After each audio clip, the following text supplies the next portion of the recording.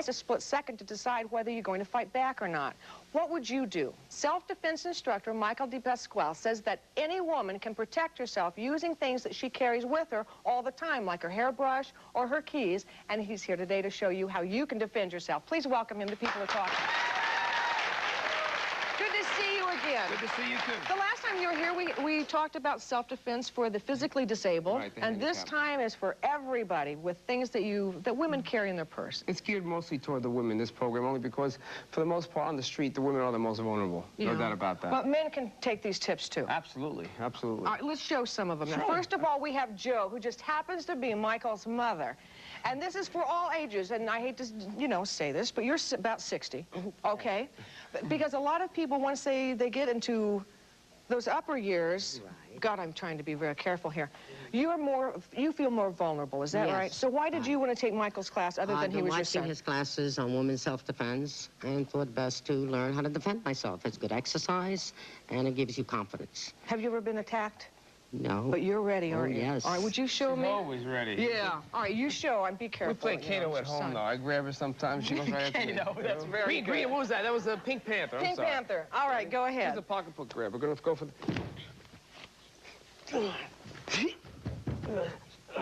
All right, now, what did you see here? I mean, what did you do? You went for a purse. Grabbing the pocketbook here. She's grabbing it in what they call a Kotegash, Kotegash, you made your wrist locks. She's bringing the hand down and swinging it over the head and locking, very vulnerable. From here, she's able to let go here and strike as well to the groin area. Always the groin.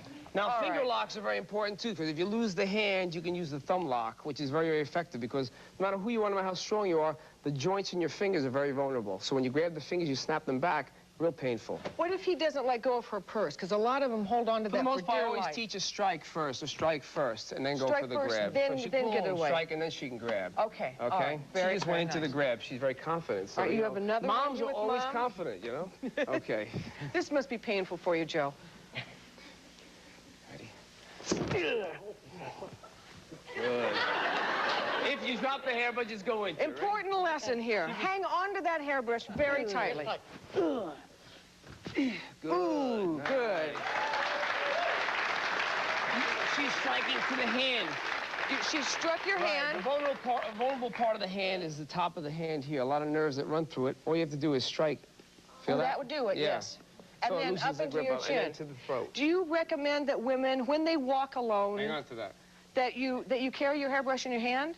Because you don't have time to go into your purse. For the most part, when you're traveling from one destination to another on the street, that you're aware of the fact that you are traveling. So you put the hairbrush in an area that you can reach it. Okay? Comb, brush, hair, umbrella. If you're carrying an umbrella, how do you carry the umbrella? How do you carry the cane if you're a senior citizen? How would it work best for you to defend yourself? At the same time, serve a purpose. Okay. Same thing with the hairbrush. I mean, you keep it in your coat pocket. If it's wintertime, summertime, you put it in your top of your pocketbook so you can grab it immediately. Very good. Thank you, Jo. Now you're going to meet Terry. Thanks, Mom. Terry is 40 years old. And why did you want to take one of Michael's classes? Have you ever been attacked? No, but I am a psychiatric nurse, and there was a few times when I could have used it. Really? Okay. Almost. All right, what did you learn here from Michael? Not to panic and to just size up the situation and know what areas are open and go for it. Okay, why don't you show us what you've taught her? Okay. Let's walk in here. Move. Good. Okay.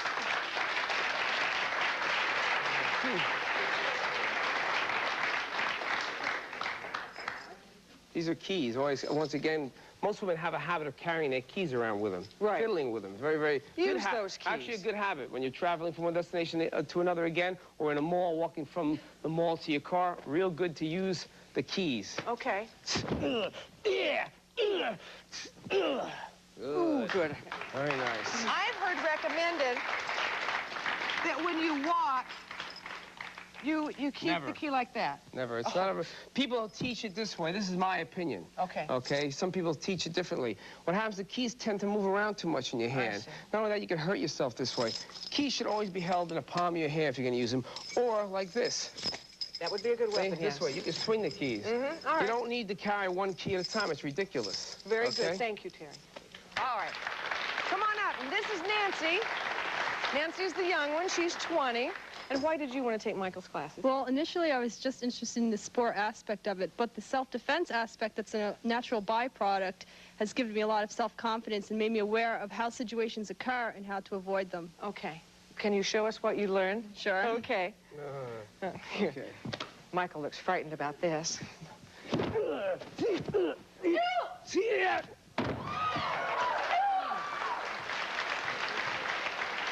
Now I understand. Now you come up and take the fall. Okay. That was very nice.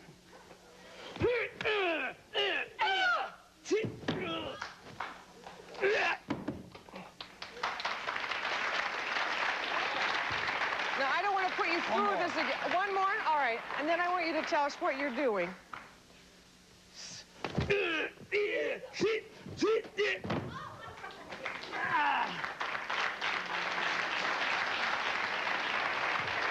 Thank you very much. Now, I did notice what she was doing was she was bending your hand back and, of course, hurting you a lot. This is what they call cote de gache. Oh, yeah, Feel that? yeah.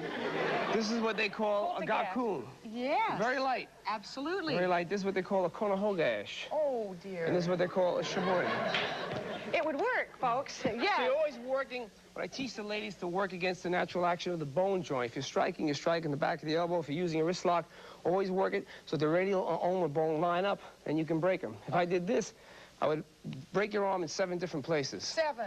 Good, thanks. Approximately. Now, do you recommend that they try to throw the way she did, or I would get lessons first to know what you're In doing? certain circumstances, yes, depending upon how hard they're grabbing you. If you've weakened them enough with a strike, definitely take them down. If you could take them down and when they're on the ground, you can immediately go for the vulnerable areas while they're on the ground. From there, you're able to run. You're able to move. Show me. Okay. I mean, I can't throw you or anything. I'll show you the vulnerable areas. All right, where do you want me to... Stay right here. I want to show you from a choking position. As you come with a choke, I want you to take and kind of grab me here and pull me into you. The worst thing you could do is break away. Everybody always teaches this and then strike, strike, strike. Yeah. Not in this situation. With the ladies especially, stay close. You want to keep him close to you so you can keep hitting. If he's grabbing around your throat, his 2 arms are occupied right now. Your choice is for that 10, 15 seconds you have, okay, before he's going to knock you out or kill you, you have to react. So I pull you with this arm. So what do I do with close this? from here, you're going to come up the middle, strike to the throat, or strike to the throat, rather, or strike to the face area here. Yeah, because you could drive that nose bone right into your brain, and you're dead. No, for the most part, I'd rather see you go to the throat. Oh, Feel this? Yes. Okay, you all right? Yes. Okay. I'm sorry. Right. Okay. All right. Ready? And then you want from something here, strike here, and then knee goes up. into the groin. And then from there, you can show the throat. Ready? Let's do it fast. Okay. Ready? Close. I want to thank you once again for joining us. And also, I want to mention, everyone, he has just been inducted into the Karate Hall of Fame along with Chuck Norris. Yes. Congratulations. Oh, wait a minute. I also have 2 magazines I'm a publisher of. Karate International just came out in the stands internationally, and Karate Creatures, a new comic for children. You know what? They might want to show this at the Hall of Fame. We have an instant replay, ladies and gentlemen. Let's take a look at that last maneuver I did. On instant, there we are. We're going into slow motion. Whoa, what a woman. Oh. Whoa. I'm signing her up right now. There are no children in Michael's future. Let me give you Michael's number. It's Michael DePasquale Jr.'s Federal... Junior? Michael DePasquale Jr., but the Federation of United Martial Artists Crusade-Against-Crime. That's my organization. It's a not-for-profit charitable organization. 201-573-8028. Yeah. I want to thank Joe and Terry and Nancy and you. We do have a women's program coming up in about a month. Give them a Anybody call. wants to give me a call, it's anti-crime, anti-rape program. Very nice. Thank you. Mwah. Thanks a lot. Okay. We'll be right back. I was gonna